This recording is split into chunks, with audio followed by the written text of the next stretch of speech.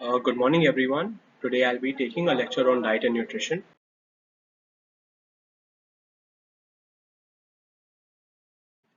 Now, starting with fats. Fats are a concentrated source of energy. They provide essential fatty acids. It adds palatability to food. The diet should contain a minimum of 30 to 40 grams of fat. Half of it should be in the form of vegetable oil, which is usually seen in Indians, and it is rich in essential fatty acids. A diet with high content of saturated fatty acids such as ghee, butter, coconut oil, unrefined oils tends to increase the level of cholesterol in the blood.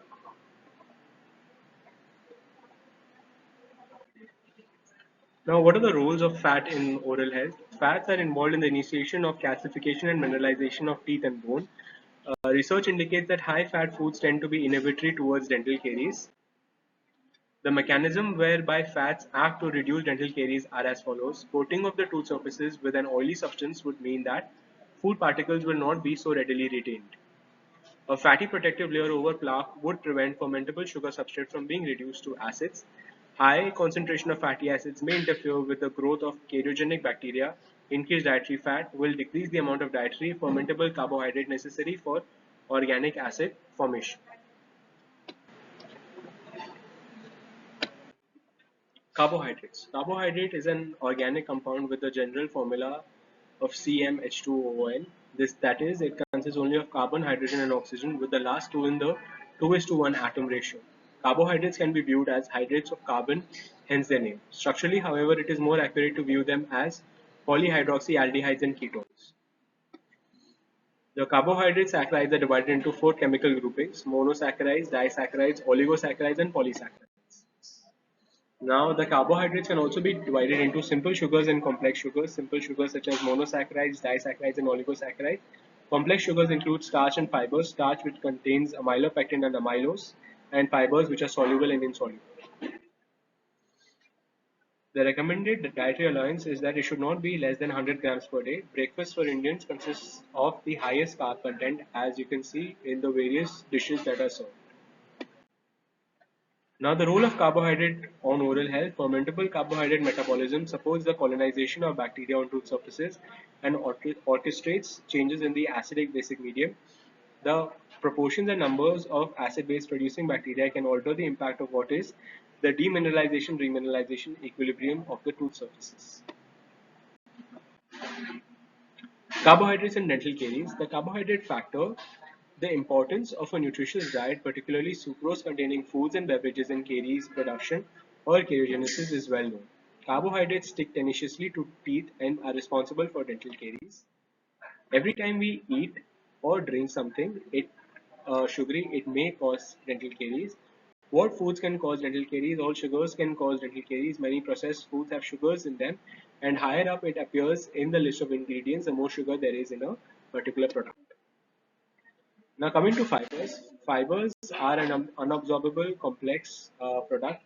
The food sources of fiber include whole wheat, bran, fresh or dried fruits and vegetables. They swell and hold a lot of water and increase the GI transit time. They bind bile salts and decrease absorption of cholesterol. Pectin reduces blood sugar levels. The suggested intake of adult is 30 grams per day. Disadvantage of consuming too much fibers include adverse effect on absorption of protein and minerals and flatulence. Now, soluble fiber versus insoluble fiber. Soluble fiber can be found in foods such as oat bran, barley, nuts, seeds, beans, lentils, fruits, strawberries, and many vegetables. Insoluble fiber is found in foods such as whole wheat and whole grain products, vegetables, and wheat bran. Now, coming to vitamins. A vitamin is an organic compound required as a nutrient in tiny amounts by an organism. In other words, an organic chemical compound is called a vitamin when it cannot be synthesized in sufficient quantities by an organism and must be obtained from the diet. Fruits and vegetables are good sources of vitamins. Okay, now vitamins are classified as fat soluble vitamin A, D, E, K, water soluble that is vitamin B complex and vitamin C. What are the various sources of vitamins in the food diet pyramid? As you can see, the bread, cereal, and rice pasta they consist of A, B1, B2, B6, and niacin.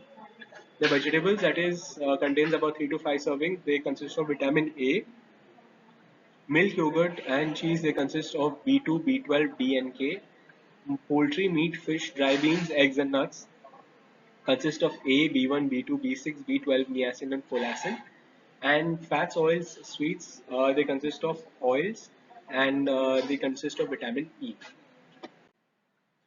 Now the recommended dietary allowance per day for Indians. Now, as you can see, the data that is given for retinol, beta carotene, that is in that requires maximum consumption for Indians.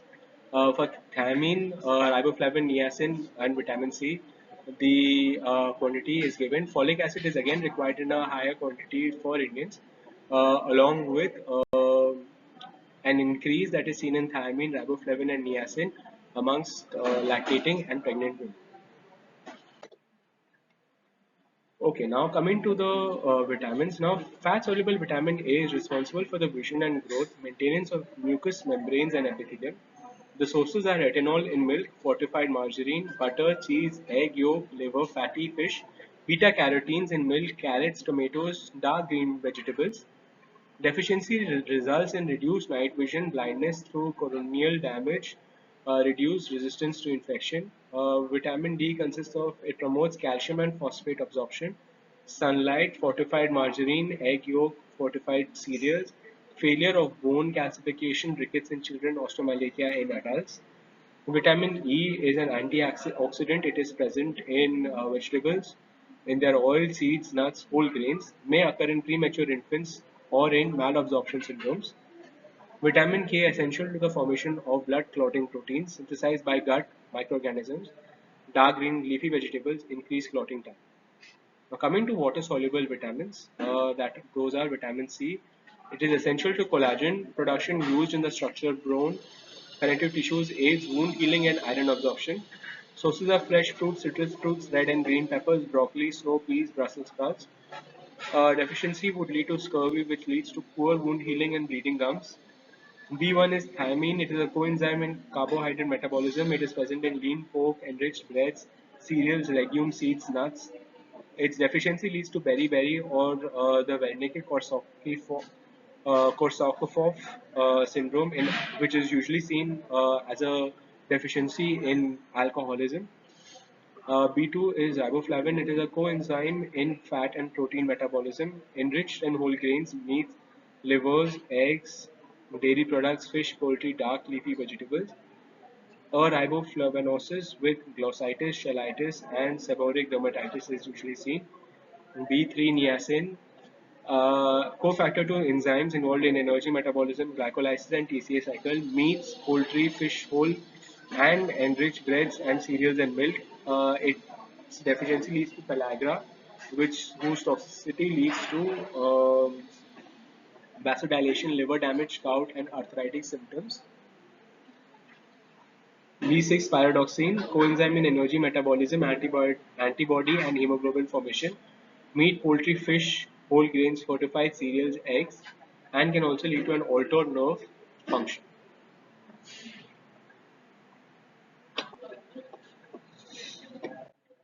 Okay, now coming to vitamin A, the functions of vitamin A are that it is involved in the formation of visual purple, formation and maturation of epithelia, promotion of bone remodeling, oral health integrity. The recommended dietary allowance in infants is 350 micrograms, in children is 400 micrograms.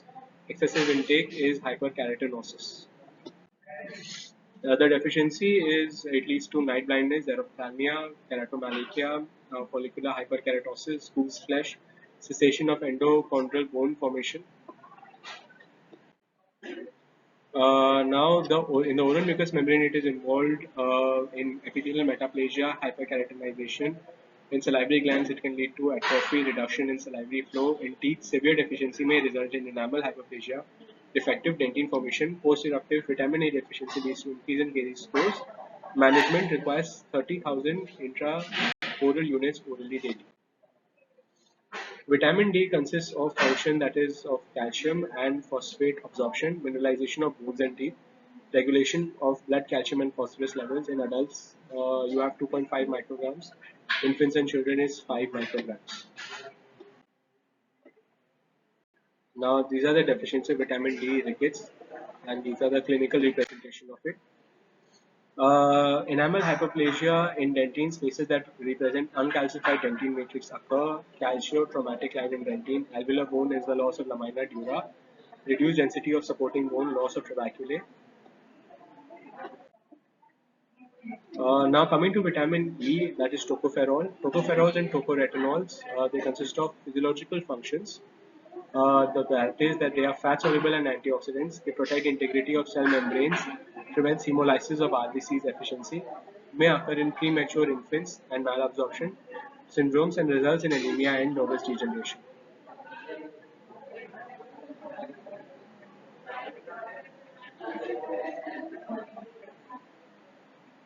Vitamin E tocopherol. Now it has a physiological function that it is fat soluble antioxidant. It protects the integrity of cell membranes, prevents hemolysis of RBC's efficiency, may occur in premature infants and malabsorption syndromes and results in anemia and nervous degeneration. Now coming to vitamin K, function is that it catalyzes synthesis of prothrombin by liver, essential production of 7, 9 and 10 clotting factors. Recommended dietary allowance is 120 micrograms. Deficiency is that it leads to gingival bleeding. Management is 1 to 2 mg after birth and 2 to 5 mg orally per day. Now coming to the vitamin B complex. Now the vitamin B complex consists of thiamine. The discovery was by R. Williams in 1936 related to neural transmission. The recommended dietary allowance is 0.5 mg per 1000 kilocalories. The deficiency leads to beriberi, which can be of three types: wet, dry, and infantile. Wet, it involves edema. Dry involves paresthesia, weight loss, and weakness. Infantile involves dyspnea, cyanosis, and cardiac failure. Now, the oral manifestations, it involves hyperthesia of oral mucosa, burning tongue, and loss of taste. Management is 5 to 10 mg per day.